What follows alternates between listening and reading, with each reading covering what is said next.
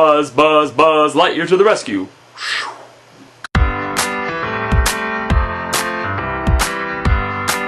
How's it going, everybody? Welcome to the Daily Review, episode number 312. And the film I'm going to be reviewing for you guys today is Toy Story. Toy Story is directed by John Lasseter, and it features voice acting from Tom Hanks and Tim Allen. And Toy Story is the story about a toy named Woody. He's like a ragdoll sheriff type of a toy. He can talk, and the thing about these toys is that when you're not around, they talk. They have a life of their own. One day at Andy's birthday party, the young kid that owns all these toys, he gets a Buzz Lightyear. This guy right here. How cool is that? Look, he's got a laser. He's got everything.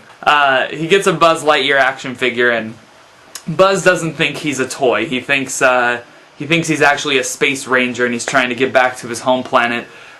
Woody doesn't like this because suddenly Andy loves Buzz Lightyear. It's his favorite toy, and tries to get rid of Buzz, and then they start to form a friendship bond, and what ensues is kind of a buddy comedy and a very heartfelt story about two people coming together, two friends, and kind of realizing that just because your dreams can't necessarily be realistic, you should still go after them. I think that's kind of the general message of the film.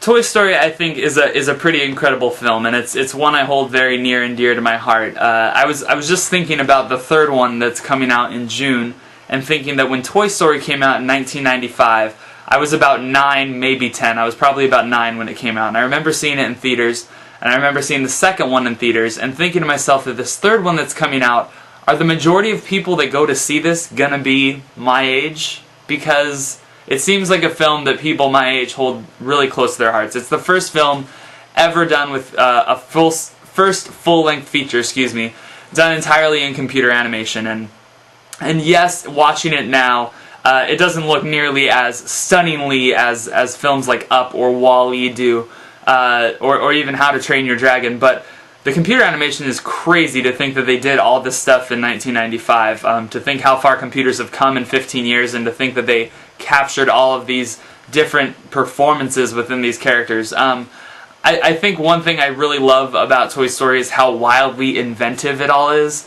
I think the thought that your toys come to life when you're out of the room is something that probably every kid has thought at some point in his life, albeit a crazy notion, but I'm sure that's something somebody has always thought of. And these toys all have very distinctive personalities.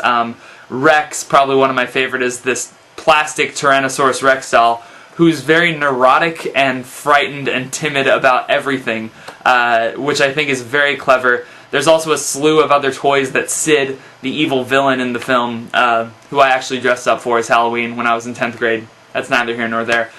He has a slew of toys that he kind of has experimented with. There's like this creepy baby doll head on top of an Erector set that still creeps me the heck out, and I'm 24 years old. And I just think it's all very wildly inventive. Everything that goes on in the film is just really smart and clever.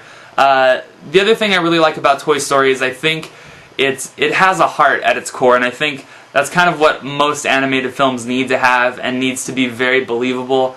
And I think by the end of this film, the line that's constant, that this isn't flying, this is falling with style, or you're not flying, you're falling with style.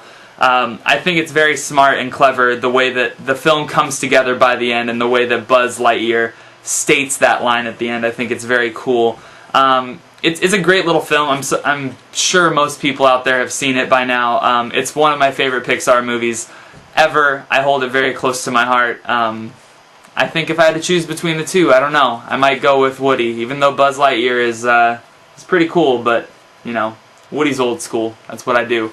I give Toy Story a very enthusiastic and very strong 5 out of 5. If you haven't seen it, what are you waiting for? I plan on reviewing the second one very soon as well. I haven't seen the second one since I was 14. I've seen this one a lot more recently, so that'll be interesting to watch kind of for the first time again. Anyway, thank you guys very much for watching, and I'll be back tomorrow with another one for you. To infinity and beyond.